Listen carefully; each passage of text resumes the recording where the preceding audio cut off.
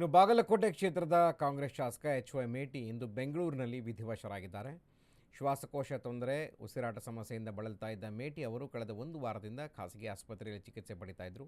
ಇಂದು ಆರೋಗ್ಯ ಸ್ಥಿತಿ ಉಲ್ಬಣಿಸಿದ ಕಾರಣ ತೀವ್ರ ನಿಗಾ ಘಟಕಕ್ಕೆ ಸ್ಥಳಾಂತರ ಮಾಡಲಾಗಿತ್ತು. ಆದರೆ ಚಿಕಿತ್ಸೆ ಫಲಕಾರಿಯಾಗದೆ ಎಚ್.ವೈ. ಮೇಟಿ ಕೊನೆಯುಸಿರೆಳೆದಿದ್ದಾರೆ.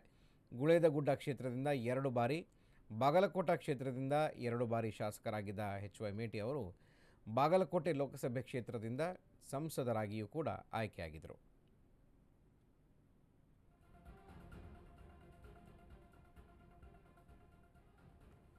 ಇನ್ನು ನಾಳೆ ಬೆಳಗ್ಗೆ 7 ಗಂಟೆಯಿಂದ ಮಧ್ಯಾಹ್ನ 12 ಗಂಟೆವರೆಗೆ ಎಚ್.ವೈ. ಮೇಟಿಯವರ ಪಾರ್ಥಿವ ಶರೀರದ ಅಂತಿಮ ದರ್ಶನಕ್ಕೆ ಬಾಗಲಕೋಟೆ ಜಿಲ್ಲಾ ಕ್ರೀಡಾಂಗಣದಲ್ಲಿ ವ್ಯವಸ್ಥೆ ಮಾಡಲಾಗಿದೆ.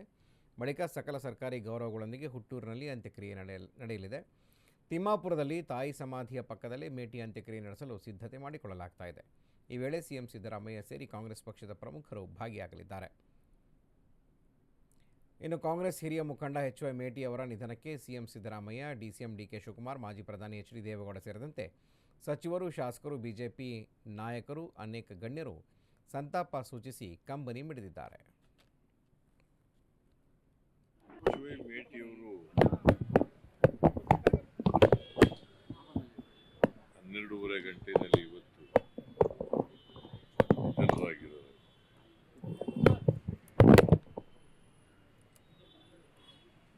ನಾನು ಯಾವತ್ತೂ ವ್ಯವಹಾರನ 3 ದಿನಗಳ ಹಿಂದೆ ಭೇಟಿ ಮಾಡಿದ್ದೆ. ಆಗ ಆಕ್ಸಿಜನ್ ತಗೊಳ್ತಕ್ಕಂಥ ಹೆಲ್ಪ್ ಮಾಡ್ತಕ್ಕಂಥ ಕೆಲಸ ಮಾಡಿದ್ದೆ. ಬಟ್ ಡಾಕ್ಟರ್ ಜೊತೆ ಮಾತಾಡಿದೆ. ಡಾಕ್ಟ್ರು ಏನಾಗಲ್ಲ, ರಿಕವರ್ ಆಗ್ತಾರೆ. ಅವರು ಬಂದಾಗ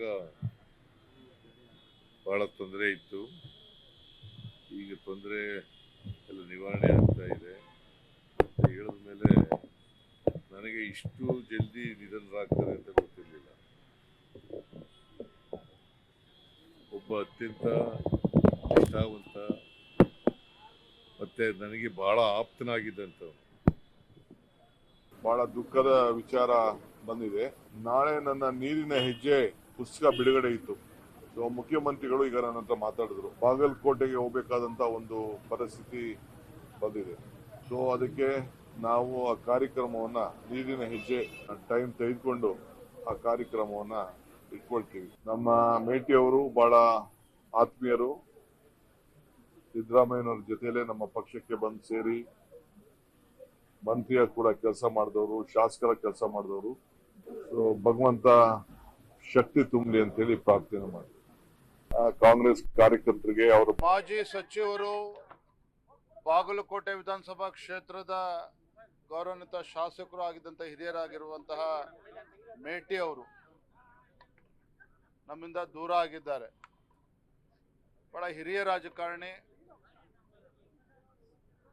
ಆ ಕ್ಷೇತ್ರಕ್ಕೆ, ಆ ಜಿಲ್ಲೆಗೆ ಅವರದೇ ಆದಂಥ ಕೊಡುಗೆಯನ್ನು ಕೂಡ ಅವರು ನೀಡಿದ್ದಾರೆ. ಅಂತ ಹಿರಿಯರು ಇವತ್ತು ನಮ್ಮ ಮಧ್ಯೆ ಇಲ್ಲದೆ ಇರ್ತಕ್ಕಂಥದ್ದು ನಿಜವಾಗ್ಲೂ ಕೂಡ ನೋವು ತರುವಂಥ ಸಂಗತಿ.